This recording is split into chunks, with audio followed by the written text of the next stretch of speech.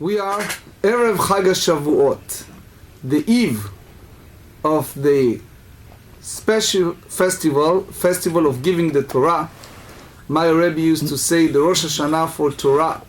We wish each other to increase Torah, study Torah, teaching Torah, expanding Torah, fulfilling our goal and mission in this world to expand the Torah to the whole world. I want to take this opportunity to thank all of you, those who are watching us and those who are here at present.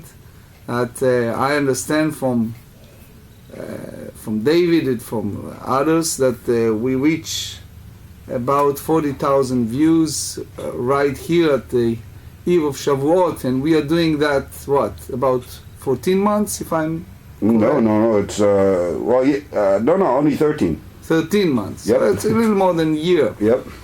And we reach 40,000 views. Mm-hmm. So that's something that, Gil, you have to agree with me, right? That Yes. it's something to feel good about ourselves, Absolutely. that we Something to celebrate. that we're celebrating the Torah. So tonight, Emetz Hashem, is a night that Jewish people worldwide study Torah all night. Mm-hmm. And some have the minhag to read the Tikkun, like the Sephardim. Right? The Sephardim have the minhag to read the Tikkun Leil Shavuot, which is a wonderful minhag. They have the entire mitzvot, the abbreviation of each beginning of chapter and the end. It's a wonderful thing. Some Ashkenazim have the study of Talmud, study Book of Ruth that we are doing here, and more. So this is my blessing that we continue from strength to strength to study, especially beautiful sugyot like today. Today we are on page 68, 16 lines from the top of the page. We're going to discuss the sugya of Breira. So I would like to share with you some point on Breira, because the sugya of Breira is a sugya that appears in many places in the Talmud. So let's get to the mindset and then we'll go to the text itself. Trace a situation that all of our guys here, we have together a barrel of wine.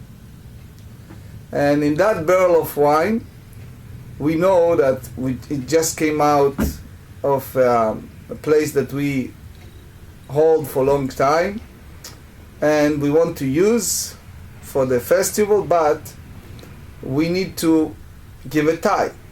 So we decided to take 2 lugim, which is some portion of that, and give it as a ma'asrot, right? Setan. Now, we didn't do it yet. We're planning to do it. For example, let's say if it's doing the Chag.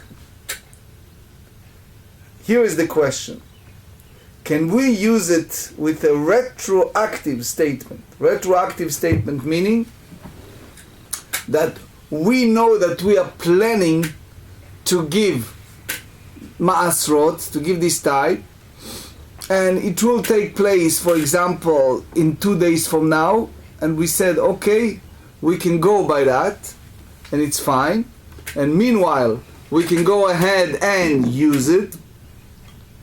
Or we said, hey, the first and foremost we have to do is to give ma'asrot. You didn't do ma'aser, you didn't give the tithe, you cannot use it. That's called yesh brera or en brera. How it's applied to us. Yesterday we discussed a situation of Eruv. What is the concept of Eruv, especially Chatzerot? Let's say we live in the same development. Let's say if we live in Florida, and they have those developments that filled with Jewish people, and we have joined together with the Eruv. Eruv is basically participant. Everyone is partake of the Eruv. Everyone take a food and bring it to Larry's house, okay? And with that said, we all part of that. So let's say we have wine, we have oil, whatever it is, and then all of a sudden, in the middle of Shabbat, one of us said, let's say Gil said, I want some wine. And then all of a sudden, David said, hey, you cannot use this wine. Why? Just play greedy or whatever it is, right? So we said, hey, if that's the case, it's no longer Eruv. Why? Because Eruv is like a kibbutz. You know, in Israel they have kibbutzim. You share. We all together. If it's not sharing, forget it. No deal. Now, the sugya, the subject we're going to discuss, is a situation of a corpse, of a dead body, and soon you'll see the juxtaposition to our discussion. What's the issue with the dead body? If someone passed, the halacha, the Torah tells us, follow the Torah, is halacha leMoshe miSinai, that whatever the entrance you want to use to take out the corpse and deliver it to the resting place, that spot, that entrance, it's impure, become impure. So those utensils you have around that entrance, what happened to them? Obviously, impure. Now, the question is, what happens if you have many entrances to a house? And we have many entrances in the house, and someone passed. Now, let's say Larry made up his mind that he takes this Mr. X, and he wanted to for some reason, to use a small hole in the one of those windows, but that windows have 4x4 handbreadth, and he wants from that exit to transfer the body. So if there are utensils around that domain, for obviously they become ritually impure. Okay? Now, if he didn't make up his mind, he thinking about something, he didn't express it, didn't say anything, what do you do next? Can you say now that all the entrance become impure? Or if you say that there is a one entrance that Larry planning to take, let's say the back door he planning to use, so he said that entrance, the utensils around that entrance is impure, but the rest is fine, or not? So that's basically the question of yesh brera or en brera, because the entrance that you planning to deliver the corpse, that entrance become impure. So soon you see that is a machloket, is a disputation between the house of Shammai and house of Hillel, which you see many times in the Talmud. That the house of Shammai said, if you're planning in advance, before Mr. X passed away, that you wanted, Larry planning in advance, that this corpse, this man that's going to be a corpse, going to be delivered from the back door, then it's fine. But if it happens afterward, it's no good. But Hillel said, even Larry make a decision after Mr. X passed away, the rest of the entrance are pure.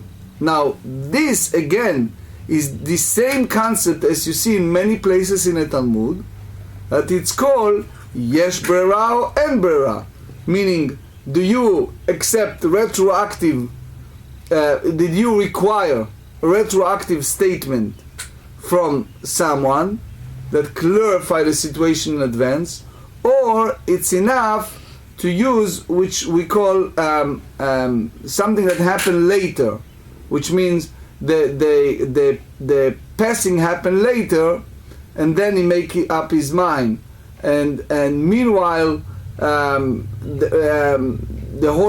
whole entrance are pure, and that's a particular entrance that he made decision right on the spot. It's already retroactively that the entrance that became impure. So now let's go to page 68. We are 16 line from the top of the page. Okay, 16 line. Ditnan. This is a Mishnah in Tractate Haolot, chapter 7. המת בבית ולא פתחים הרבה כולם טמאים, נפטר אחד מהם הוא טמא וכולם טהורים.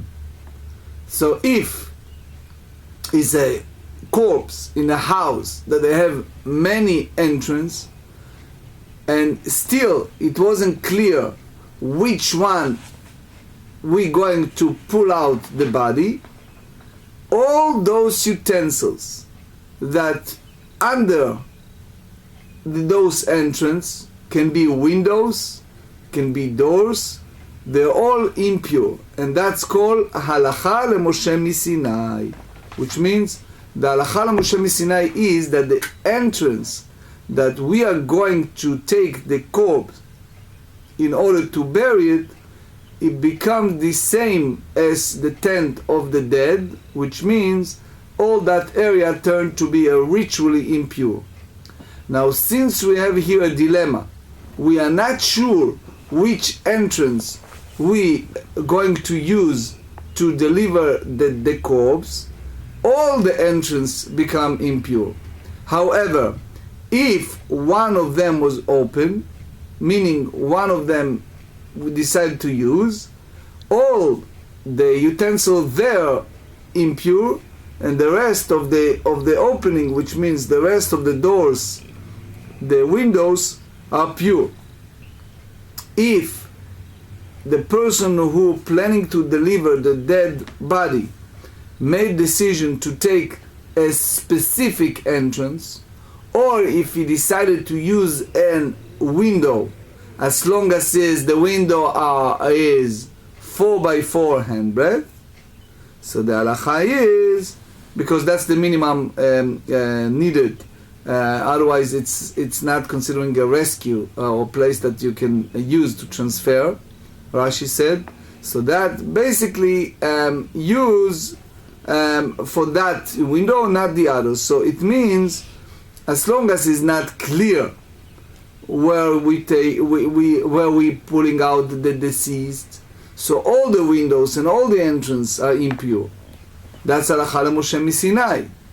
But the minutes you make a decision, boom, that entrance only.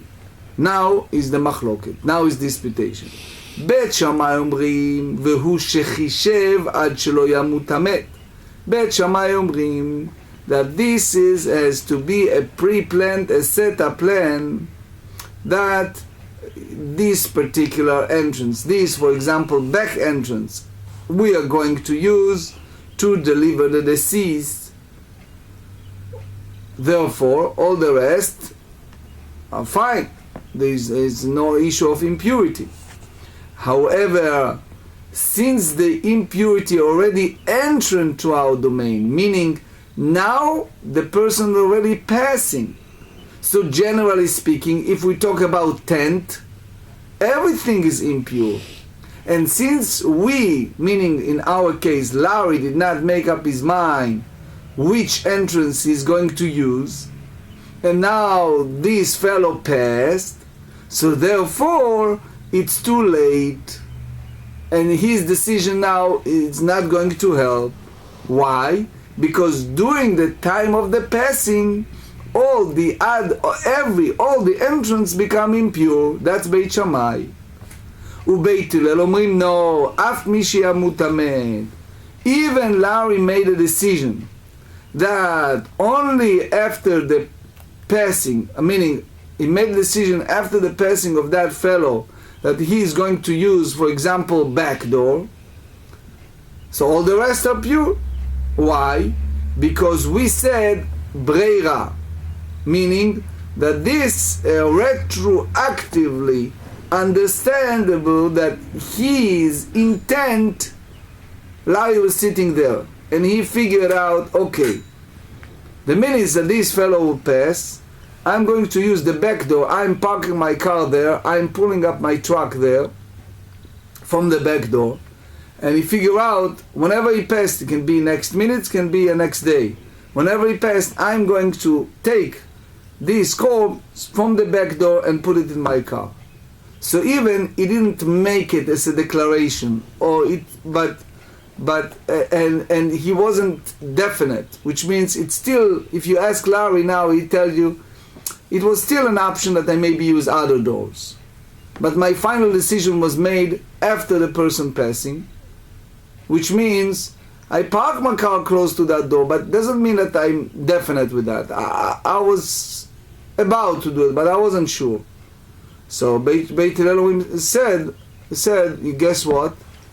Everything else is pure. You know why? Because we understand by the fact, for example, in our language, that he parked the car there, that his main mindset was to use that entrance.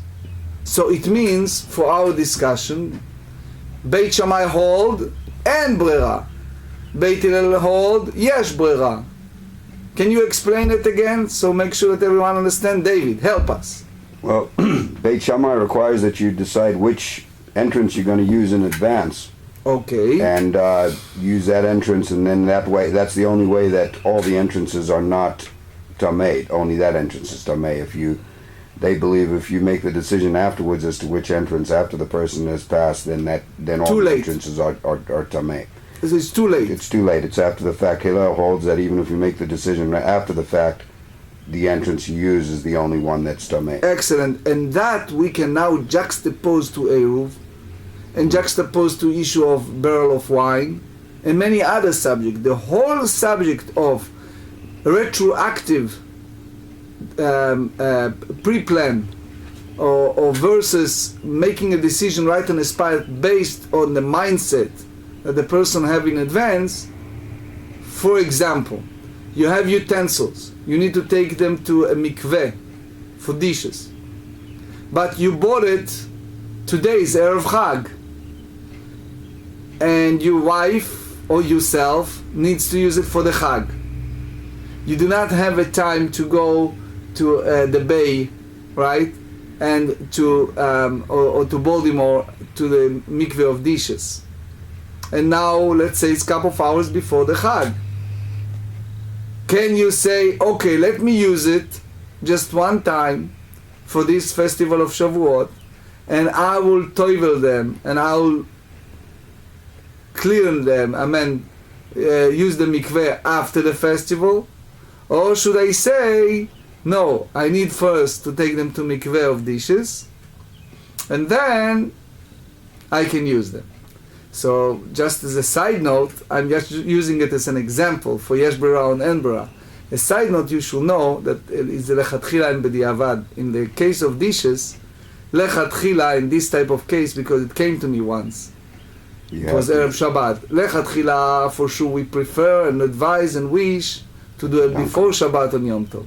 But if it happens and that's the utensil your wife wants to use, and it's hour before Shabbat or before Yom Tov, we basically are more lenient. We put a strong condition, remind you to do it right after the Chag, but we do allow in those circumstances to use it and then to toivel it. It's not lechatchila, it's only b'diavad, but you should know that. Anyway, back to our subject. So he said, Hahu yanuka de'ishtapuch chamimei. So remember we talked yesterday about the situation that you have a baby and they need for the baby a hot water in those days. They need to clean the baby before the breed, before the circumcision and after the breed. But the 8th day occurred on Shabbat. And the warming water that prepared before Shabbat for this baby somehow was spilled. And now they have a question. Amar lehu Rava, Rava said to the people who prepare the breed, Neshayle leimei itzricha. Let's go and ask the mom. If she feels that we must have something to clean the baby,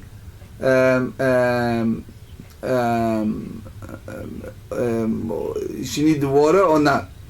So if the warmer necessary for her health, right? So they said, if she said yes, nachim leinochi agavimei. So if that's the case, we can ask the non-Jew to heat the water for the baby indirectly through his mother, which means that after 7 days we said 7 days it's a different status, but when the 7 days passed, the mother is not considering in a dangerous ill.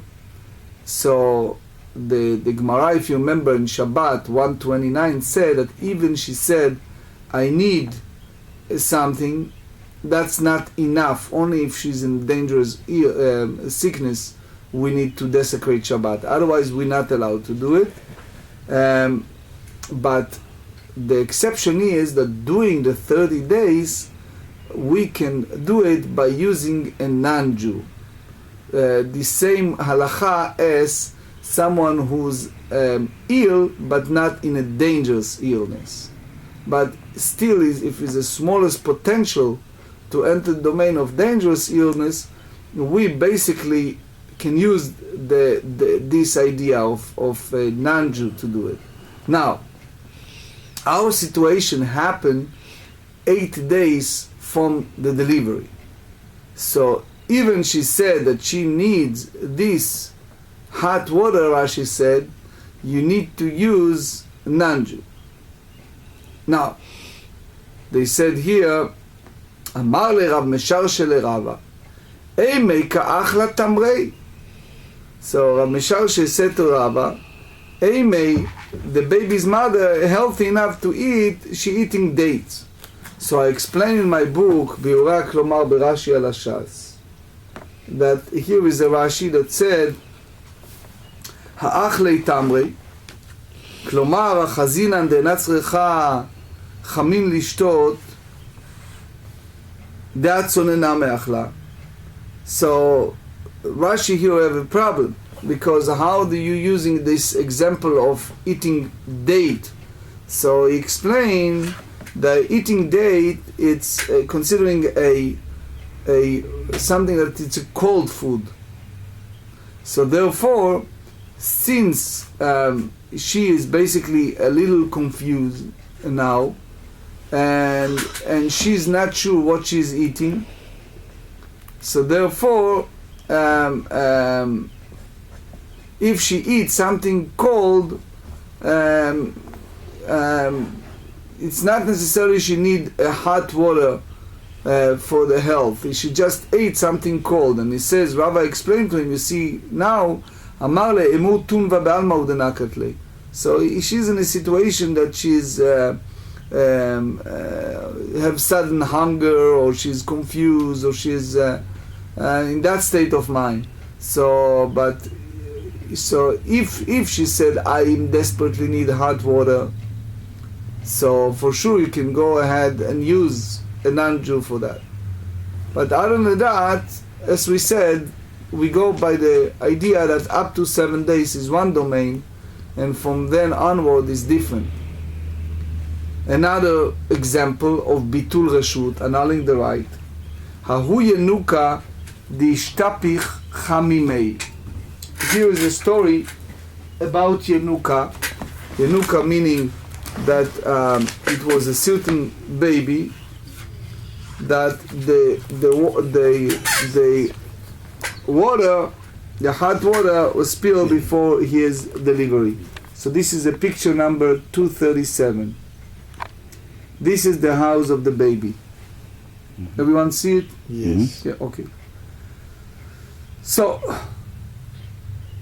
here is the hot water. Here is the place for men, and this is a place for women. Now he said,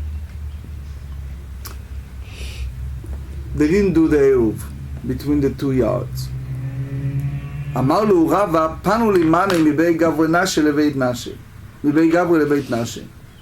So he said, remove from my utensils from this part of a man to the part of the woman. So it means that you take this utensil from the outer part of the man, that it's open to the yard, and put it to the section of the woman, that it's not open to the yard. So ve'ezel ve'itev le'atam, and I'm going there and sit in the inner rooms. Ve'ivtilu achatzer.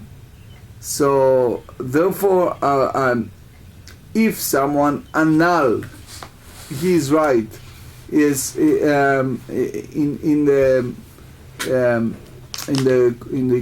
courtyard. So the minute he renounces his right in the courtyard in favor of the residents of the baby's courtyard, so they will be able to transfer the warm water from one courtyard to the other. So basically,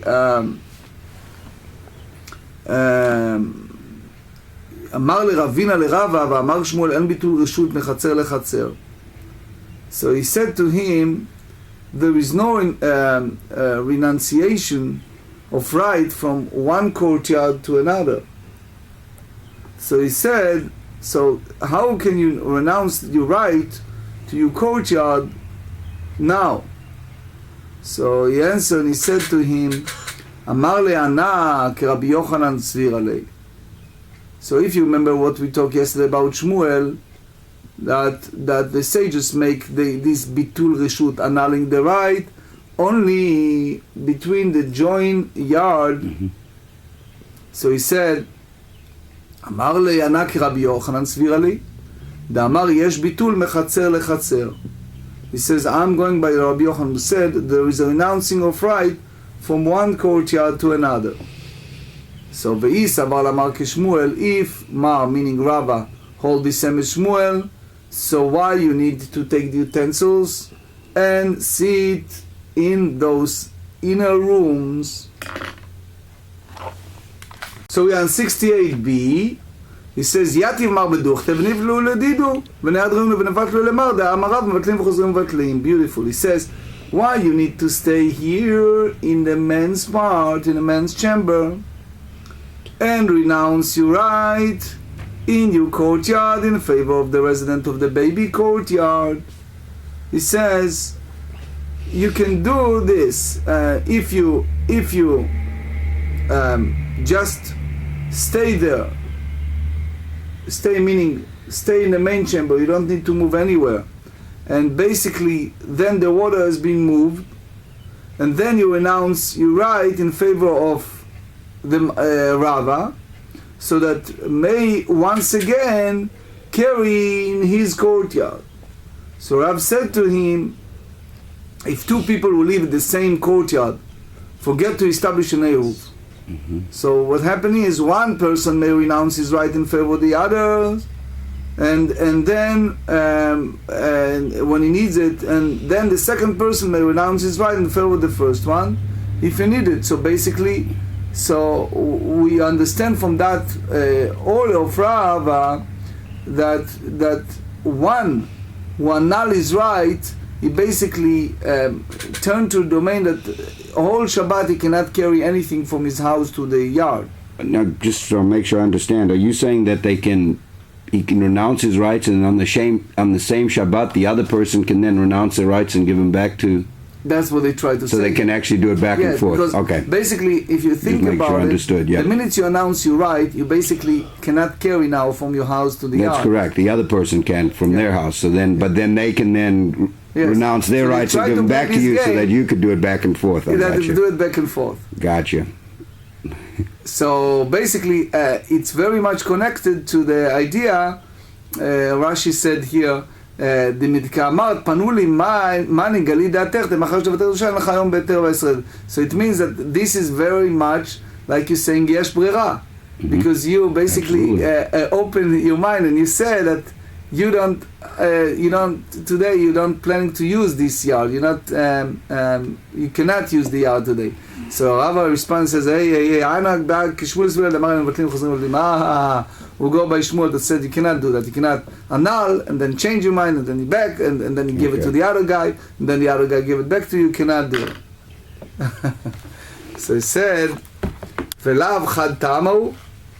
So is not the 2 points of Shmuel come from one basically the same idea? What's the reason that Shmuel said you cannot annul, meaning David gave it to Larry gave it to David, etc. You cannot do it. Why? So he said,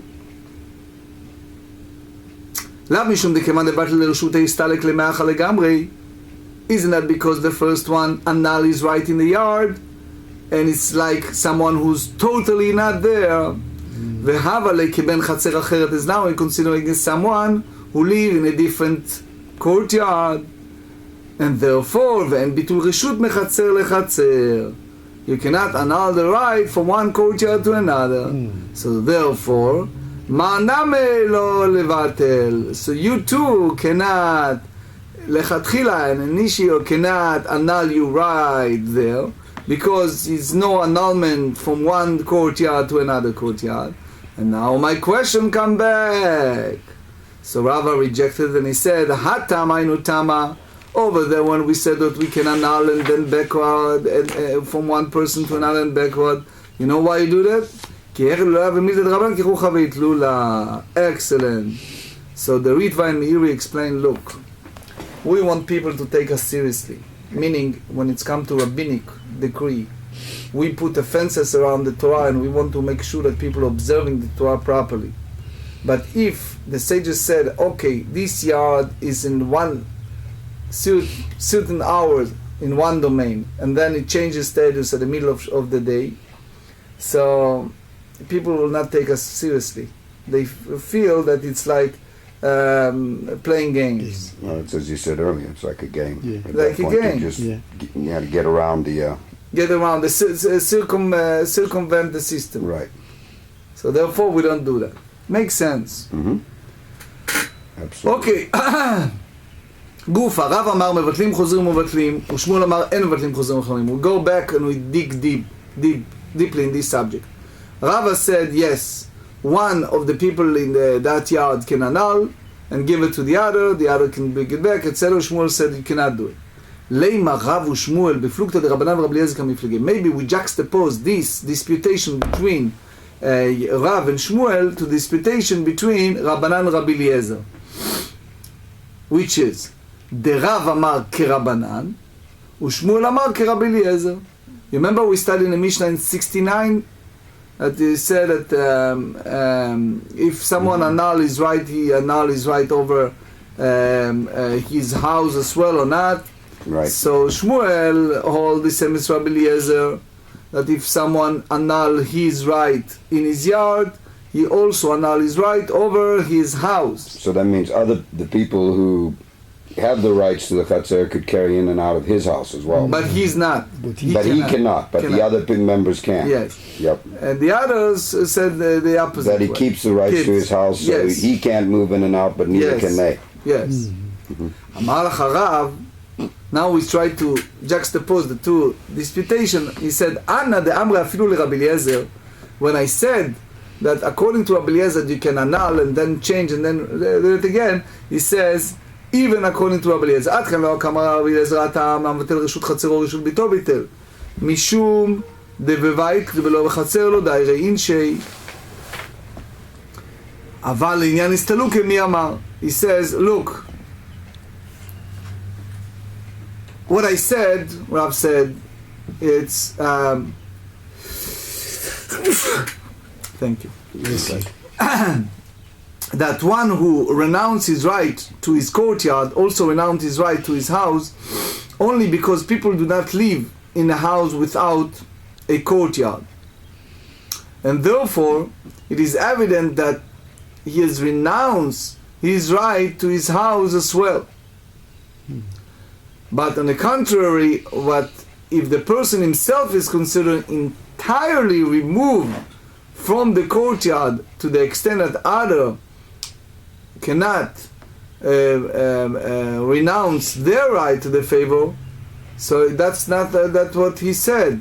So he said that's basically the idea that Rav agree or follow Rabbi Eliezer's statement, but not in regards to remove from the courtyard.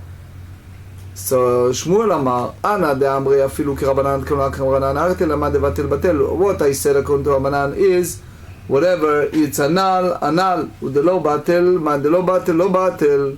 Whatever is not renounced, is right in the house, is not renounced. He says, but my the batel miya is tlik legamri.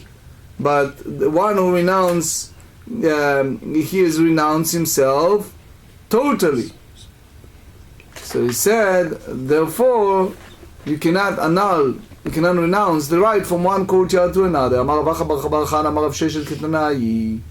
Rav Shmuel go by this disputation of the Tanaim in 69b.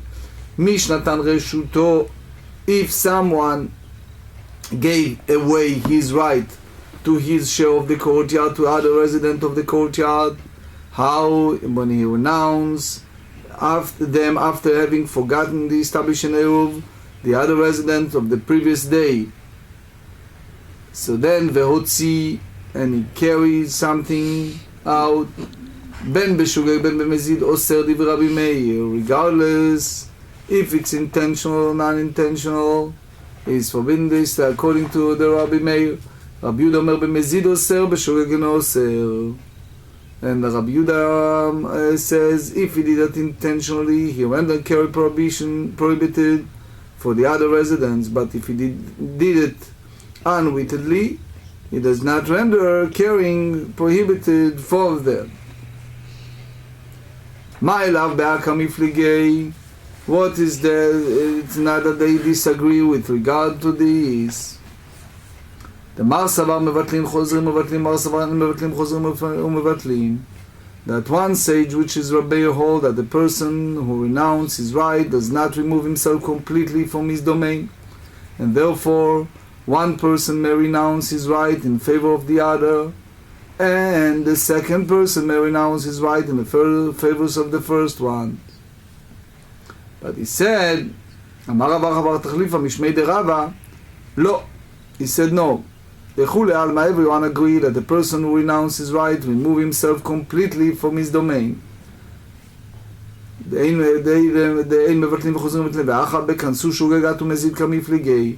And here they disagree with one question, which is that if the sages put a special penalty on something that was unintentional offender due to intentional offender, so Mar Savar Kansur Shugagat Mezil, Mar Savar Lo Kansur Shugagat. Rab Meir hold that they penalize some unintentional offender, because and the other Rabbi Yehuda said that we not penalize an unintentional offender due to the intentional offender. And Rav Ashi Amar Rav Shmuel Fluk Rav Eliezer Ben Kamifligei. Rav Ashi said that the machloket, the disputation between Rav Shmuel, is basically the same disputation with Rabbi Eliezer and the sages. Tosfot here explain that basically if someone annul or renounce his right from one domain, from one chatzer, he needs to do it for each and every one of the other residents of the yard. Now we go to the Mishnah, beginning of the chapter.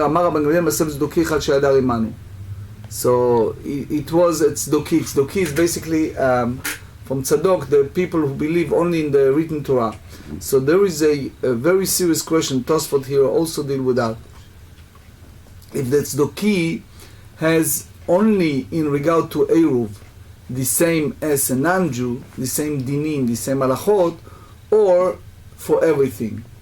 So the Tanaim in the Mishnah dispute over that. Some hold that tzdoki, the halachot of tzdoki apply only in Eruv, meaning he's the same as a non-Jew since he disregarded the Eruv, but the other dinim of Torah, the tzdoki have the same halachot as regular fellow Jew.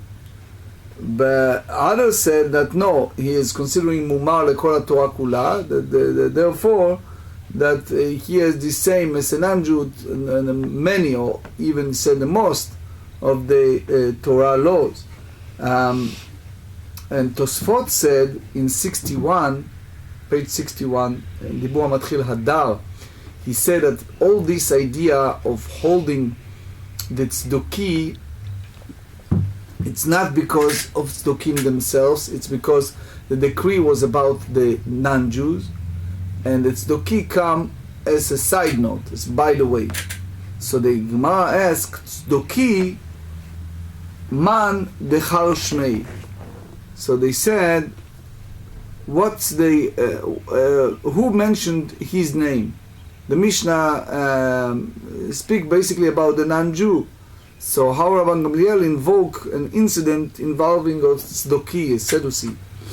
So the Gemara said, Chasure mechasra vehachiktene. It's like several words missing in the Mishnah, and that's what they said. Tzdoki areu kenochri. That we hold in regard to annulling, to renouncing the right over a domain, it's the same as a non-Jew.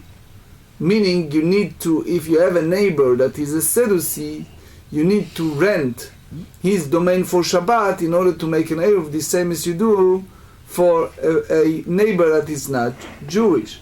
Rabban Gamliel omer tzdoki eno kenochri. Rabban Gamliel said no. Sedusis hold in the Asalachot the same as a Jew, and therefore he can renounce and allow others to use this alleyway. Rabban Gamliel wants to prove his point. We live in that alleyway in Yerushalayim, and we have a neighbor that is a sedusi, and he annuls his right for everybody else in that alleyway. So my dad said,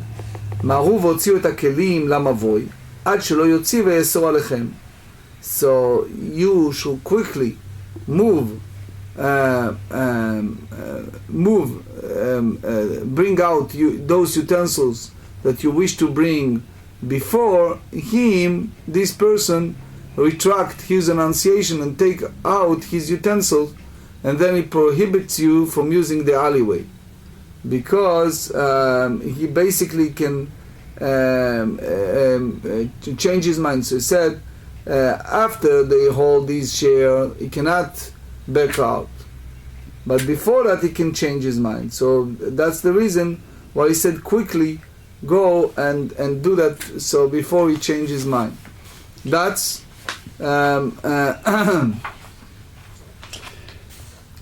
in Israel, yes, is the Sadducees right now we don't have a Sadducees in Israel, no. No. What I mean, Sadducees, I'm trying to say people who don't observe. Yes, you do have people that they're relinguished. Sumerians. Samarian. Right? That's what I wanted to say. When I say Sadducees, just take the written Torah, right? Yeah, there because are people like that. Yeah. But do they relinquish that to the people in the area there where they can? They live in a very one group live in Samaria, in an isolated place. Mm-hmm.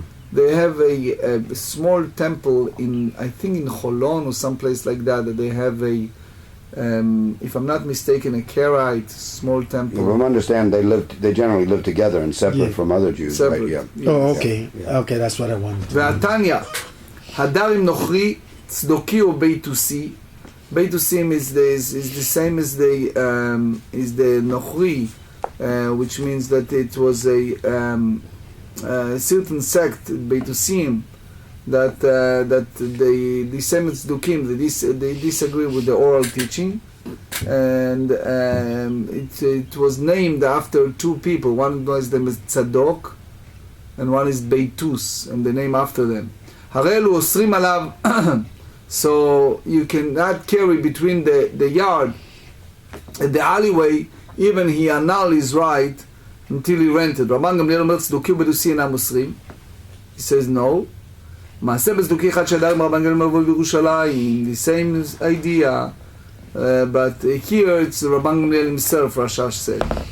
So אמר להם גמליאל לבניו, מהו והוציאו את מה שאתם מוצאים, והכניסו מה שאתם מוצאים, רק להוציאו את האוהב הזה, ויסור לכם שרביתו ירשותו לכם דברי רב מאיר. So the same idea. They say that until this fellow loathed some person, he's going to change his mind. So do it quickly. So meaning Rav Meir disagree with Meir hold that Rabban Gamliel disagree with Tanakama, and he hold that Tzdoki is the same as a fellow Jew, even in regard to Eruv, and he basically can renounce his right and allow by that to use the alleyway. And Rabban Gamliel was very strict that they should hold this alleyway in order for the Tzeduki not to change his mind from annulling, from renouncing his right. And that's basically the meaning of the Mishnah, that there is a disputation between Tanakama and Rabban Gamliel if Tzeduki is the same as a regular non-Jew or not.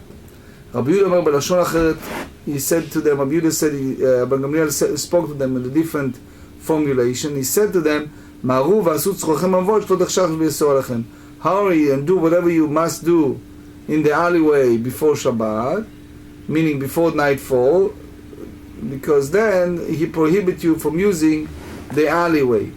So meaning now we see that he asked them to use that only before Shabbat, but after that he hold that that Tzduki cannot change his mind, cannot annul his right. The Ritva said that even those who hold that you can rent from an non-Jew on Shabbat, it's very unlikely, it's very rare that he can do that on Shabbat, a situation like that. Anyway, Ve'atnan,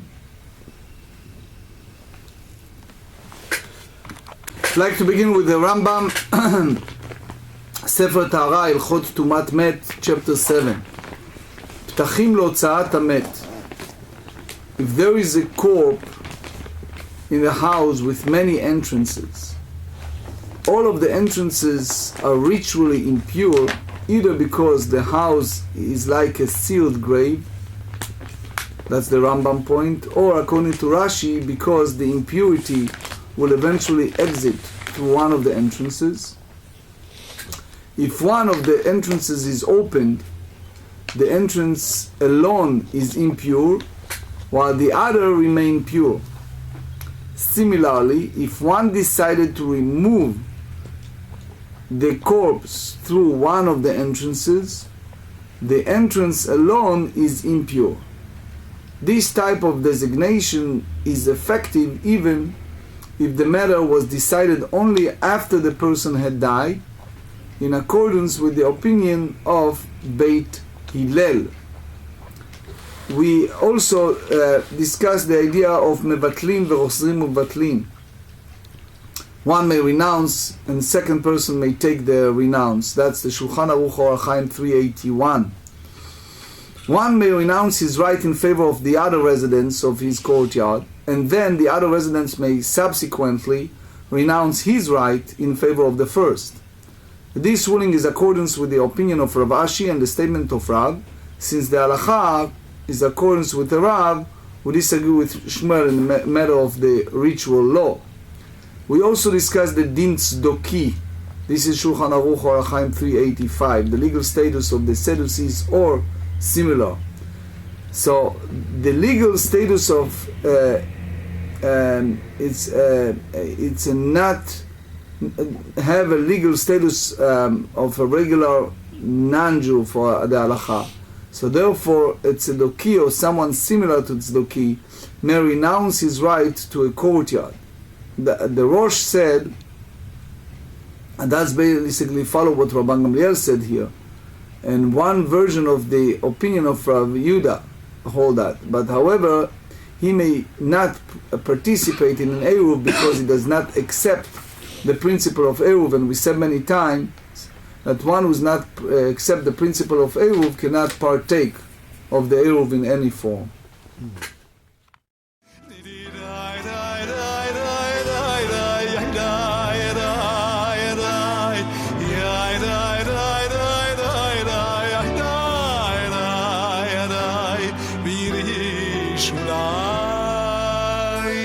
Kare tu